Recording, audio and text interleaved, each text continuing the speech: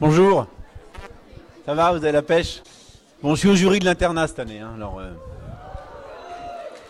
mettez les petites croix. Hein. Enfin, je suis suppléant, mais c'est sûr que je vais y être avec la chance que j'ai. Alors j'y vais, là, c'est bon? Ça enregistre? Alors, cancer du prostate, ça va nous occuper pas mal, parce qu'il y a pas mal de choses nouvelles. Dans le cadre du dépistage, je rappelle que c'est la première cause de mortalité chez l'homme de plus de 50 ans. Je veux simplement que vous l'ayez en mémoire. C'est la première cause de mortalité de l'homme, de cancer de l'homme, de plus de 50 ans. Et c'est la deuxième cause de mortalité par cancer dans le monde après le poumon.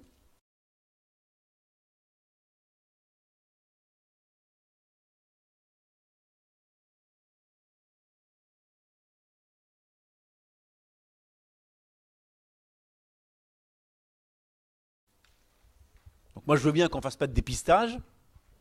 Enfin, à mon avis, ces deux seuls items devraient faire réagir nos épidémiologues, qui sont derrière leur bureau, je vous rassure. Deuxième cause de mortalité par cancer dans le monde, après le cancer du poumon.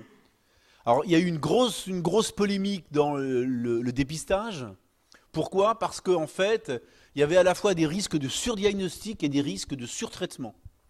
Et en fait, on a répondu à ça de la manière que vous allez voir. Il y a eu deux études qui ont été publiées, donc une qui a été réactivée, une étude américaine et une étude française, et la polémique venait du fait que l'étude européenne montrait que le dépistage entraînait une diminution du risque de mortalité de 30%, qui a été réactualisée, et là on est plutôt aux alentours de 35%, alors que l'étude américaine ne montrait pas de différence statistiquement significative. Pour votre culture générale, sachez que le cut-off de l'étude américaine s'arrêtait à 7 ans, et que l'étude européenne montrait que la diminution du risque de mortalité commençait à partir de 7 ans. Ce qui faisait probablement qu'il y avait un biais énorme dans l'étude américaine. Mais l'étude américaine a été publiée dans la même issue de New England.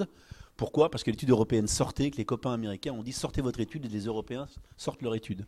Donc il y a une guerre derrière assez forte entre les uns et les autres. Quoi qu'il en soit, évidemment ces deux études sont discordantes du point de vue des conclusions. Alors l'affût associé à l'INCa, dans les nouvelles recommandations, recommande un dépistage individuel chez l'homme de 50 ans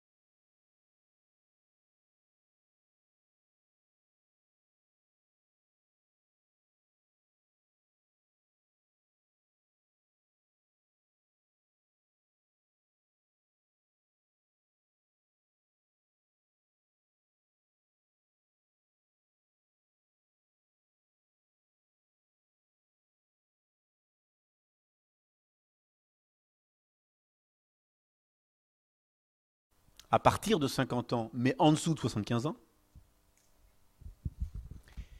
et recommande un dépistage chez l'homme de moins de 45 ans si vous avez deux antécédents personnels de cancer de prostate de premier degré, genre frère, oncle, père, frère, mais également dans la population antillaise, où on sait que dans la population caribéenne, il y a une forte prévalence des cancers de prostate. Le dépistage, il se fait par toucher rectal et PSA. Alors ça, c'est important aussi, c'est des nouvelles données. Si un patient a à 60 ans un PSA inférieur à 1 nanogramme par millilitre, il n'est plus utile de lui redemander des taux de PSA, parce que le risque de mortalité est inférieur à 2%. Non, on arrête le dépistage à partir de 75 ans. On arrête le dépistage. Ce qui pose problème parfois quand tu suis un patient depuis 15 ans et tu lui dis monsieur, je ne vous vois plus, vous pouvez crever, ciao. Alors, ça c'est la nouvelle chose. Évidemment, je ne vous demande pas, on va très rapidement le lire, mais je voulais juste simplement vous dire que dans le cadre du dépistage, et avec l'INCa, c'est ce que nous avons décidé, c'est que vous devez dire que le dépistage, comme je vous l'ai dit, est autorisé chez l'homme de 50 ans, dès lors que vous lui avez donné une information totale concernant le dépistage.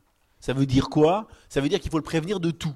Il faut lui dire, monsieur, le cancer de la prostate est une maladie grave, mais pas toujours létale. Il évolue le plus lentement, machin truc. Le TR et le PSA sont les moyens de dépistage. La valeur normale de PSA n'est pas une certitude de l'absence du cancer. À l'inverse, s'il est élevé, ça signifie pas forcément qu'il y a un cancer. Ça peut être autre chose. Un cancer ne peut être affirmé que si on fait des biopsies. Les biopsies peuvent entraîner telle et telle complication possible. En cas de cancer avéré, vous savez que les options sont ça, ça, ça. La radiothérapie qui peut vous donner si la prostate, bref, vous lui faites un cours sur le cancer de la prostate. Simplement pour vous dire et pour vous marquer l'esprit que vous devez dire dans votre copie, si vous préconisez un cancer de la prostate, qu'il est tout à fait faisable, surtout pas de dépistage de masse, mais un dépistage individuel, mais qu'il doit être fait sous couvert d'une information complète du patient, un, sur l'intérêt du dépistage, deux, sur les risques de surdiagnostic et de surtraitement, puisque c'est exactement ce que je vous ai dit avant. Okay, c'est ça que vous devez dire dans votre copie. C'est plus le côté, je fais un PSA et je m'arrête à ça. Vous dites, si on fait un PSA, on informe le patient de tout, gna, gna, gna, gna, gna. Et là, vous avez des patients qui peuvent dire, moi, j'ai pas envie qu'on me dépiste, ok monsieur, au revoir, bye. Ok, voilà, c'est comme ça qu'on est arrivé à peu près à s'entendre avec les épidémiologues intellectuels de l'INCa.